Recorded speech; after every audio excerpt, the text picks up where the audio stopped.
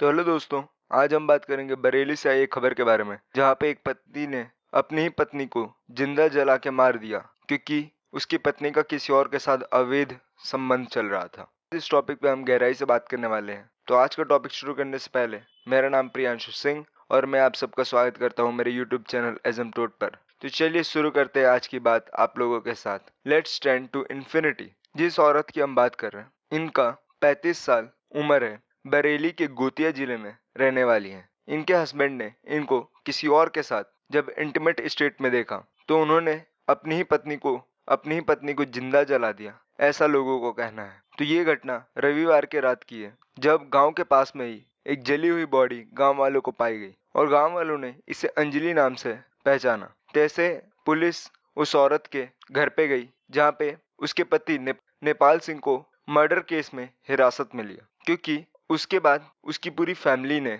नेपाल सिंह पर यह आरोप लगाया कि नेपाल सिंह ने ही अपनी पत्नी को जला के मार दिया। जिसके बाद पुलिस इंट्रोगेशन हुई और उस दौरान नेपाल सिंह ने कन्फेस किया कि हाँ, उसी ने अपनी वाइफ को मारा क्योंकि उसका एक्स्ट्रा मैरिटल अफेयर चल रहा था किसी और इंसान के साथ। पुलिस के अकॉर्डिंग शनिवार की रात को नेपाल सिंह ने अपनी पत्नी को किसी और के साथ बेड पे पाए जाने पर आवेश में आकर नेपाल सिंह ने अपनी पत्नी को जिंदा ही आग में छोड़ दिया। पुलिस ने आगे इन्फॉर्मेशन दी कि अंजलि की बॉडी को पोस्टमार्टम के लिए सेंड किया जा चुका है, पर अभी तक पुलिस के पास कोई इन्फॉर्मेशन नहीं है कि वो इंसान कौन था जिसके साथ वो इंटीमेट स्टेट में पाई गई थी। ऐसा नहीं है कि ऐसी क्रूरता पहली बार देखी गई हो किसी इंसान के द्वारा। अभी साल भर पहले की बात है, जहाँ एक पत्नी अपने ही पति द्वारा मारी गई थी क्योंकि पति को शक था कि उसकी पत्नी का एक्स्ट्रा मैरिटल अफेयर चल रहा है। ये घटना छत्तीसगढ़ के बिलासपुर की थी और उसके पति ने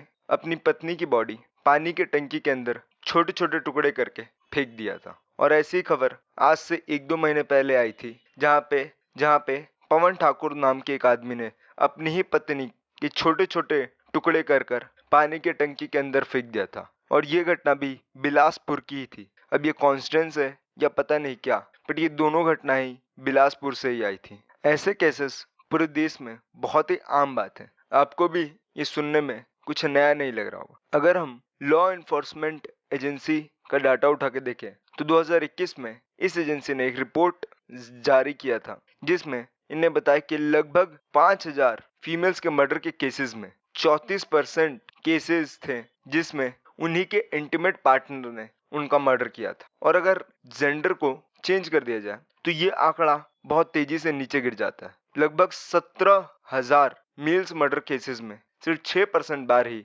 उनके इंटीमेट पार्टनर ने उनका मर्डर किया।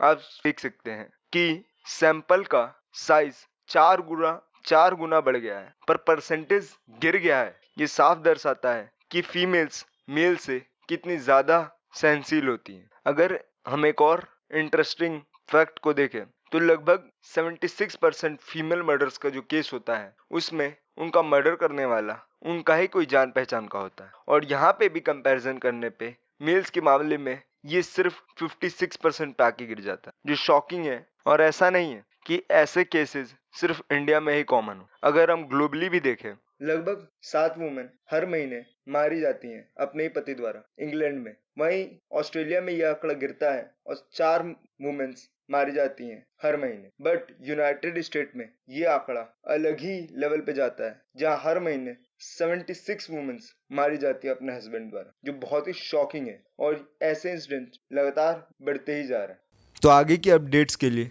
मेरे साथ जुड़े रहें। तब तक के लिए okay bye, good luck to all.